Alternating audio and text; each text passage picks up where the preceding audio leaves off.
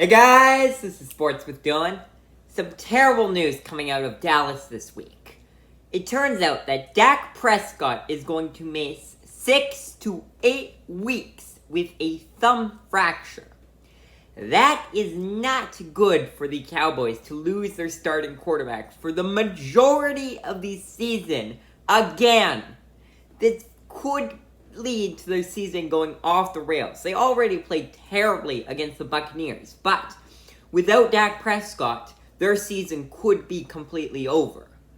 But they could go in and sign someone or trade for someone that could bring them back into playoff contention. They might not be as good as they would be with Dak, but once they get to the playoffs and Dak's back, hopefully he's fully healthy, then they could excel.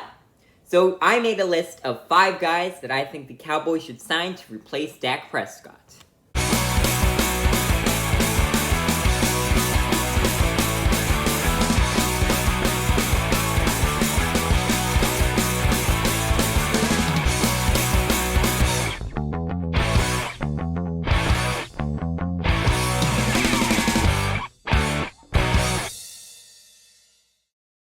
I should start by saying that the most obvious option to replace Dak Prescott is obviously their backup quarterback, Cooper Rush.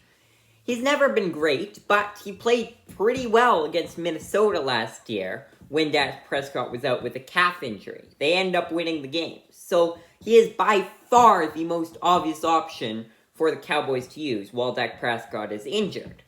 But I decided to exclude him from this list to make it more interesting.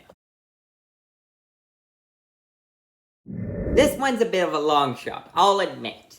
Jordan Love should be on the trade block. I don't get why the Packers haven't traded him yet. What they should have done is traded him the second they signed Rodgers to that extension.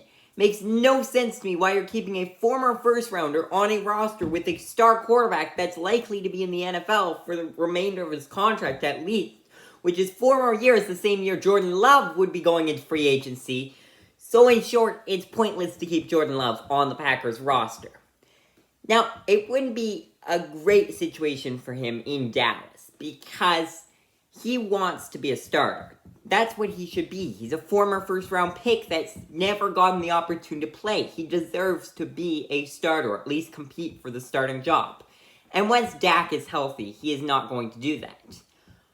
But it would still be a good opportunity for him to showcase his skill set. And he has a talented roster. So instead of him going to somewhere like the New York Giants or the Seattle Seahawks, where he doesn't have much around him, the Cowboys are a solid team. So he might be able to showcase, hey, I'm a pretty good quarterback, and then that could entice the Cowboys to trade him next season once Dak is healthy again, and then Jordan could actually start somewhere. Tyler Huntley played amazing last season when Lamar Jackson was injured. Just outright, absolutely amazing. Based on his quality of play, he should be a starting quarterback in the NFL. The problem is that you could argue he's just Lamar Jackson 2.0. He might just even be running in the Ravens system. John Harbaugh knows how to work with running quarterbacks, as showcased by Lamar Jackson. So, it's possible that John Harbaugh's running the whole thing for Tyler Huntley. But if he could prove in Dallas that he can play well, then he would probably be able to get a starting option elsewhere. And he is a free agent this offseason, so he could leave and become a starting quarterback easily. It'd also be great for Dallas if Tyler Huntley does work out, because then they've got a really good, young, cheap quarterback who's playing well on their roster until Dak Prescott gets back. This is the only free agent on this list that the Cowboys could sign. That's because there never really is any great free agent quarterbacks. But Cam Newton isn't terrible. Now, don't get me wrong, he's not very good. He didn't play great with Carolina last season. But he could have played worse. And Dallas could use somebody. And I believe he would be an upgrade on Cooper Kupp. So it would make sense to sign him. They're not going to have to trade away a pick or anything for him. They can just sign him. Wouldn't take up that much cap space. The problem with this is that he hasn't played in quite a while. He hasn't been practicing. He hasn't been on a roster since he became a free agent last March.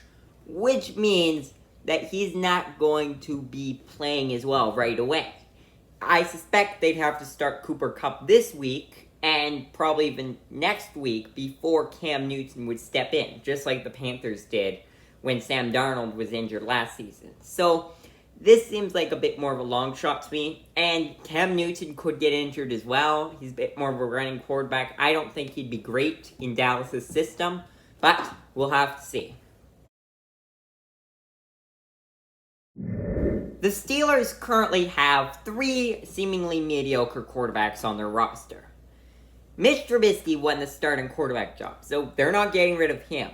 And Kenny Pickett is a first-round rookie from this past season. There is no chance in the world they get rid of him. So that leaves Mason Rudolph as the odd man out.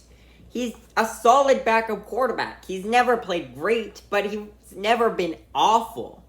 I think he would be great for the Cowboys. He could easily step in. He wouldn't play amazing, but he could probably win them 50% of the games they play. I haven't looked at their schedule, so I can't say for sure. But I think he could still win them a couple games, even if he doesn't play as well as some of the other people they could get on this list. They're likely to easily get him for a trade if they were to want him, because it sounds like the Steelers are shopping him. There's no reason to keep 3 quarterbacks on your roster.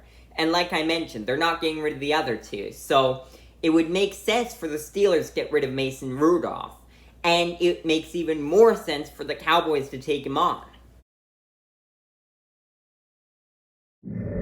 I know. Jimmy Garoppolo signed a restructured contract to stay with the 49ers as a backup quarterback a couple weeks ago. But I think that Jimmy Garoppolo is the perfect fit for Dallas. Allow me to explain why. First of all, 49ers would be able to trade him and it wouldn't be to a divisional rival. The Seahawks seem to be looking to trade for Jimmy Garoppolo, but the 49ers obviously weren't going to make an in-division deal. And that's the same reason I left out players like Gardner Minshew on this list, because teams don't want to make trades with their divisional rivals. But Jimmy Garoppolo is a solid starting quarterback. He's not that bad. So it makes so much sense for him to go to Dallas, where he can play on a pretty good team, a playoff contender even if he's there. And he wouldn't be behind a terrible offensive line like he would be in Seattle. I get some of their players are injured, but it's still a solid team. So I think this would make all the sense for Jimmy Garoppolo.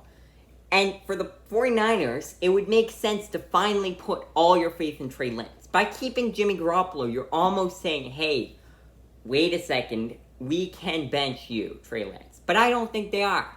They need to play out this whole season with Trey Lance to see what he can do. Then, if he plays terribly, sure, bring him some competition. But you need to give him a full season to truly prove himself.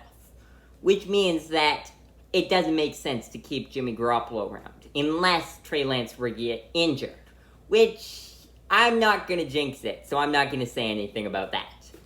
But if the Cowboys are willing to take on Jimmy Garoppolo's contract, which would be a bit more expensive than most of the others on this list, then they would have a solid starting quarterback on the roster, and I think they would still manage to scrape into the playoffs just because of how bad the NFC depth is right now. But those are just some of the options. There's so many more players that could go to Dallas. Those are my top 5, but there are plenty of others. It's possible that the Eagles do decide to make an in-division trade. Thank you so much for watching, and I will see you guys again soon.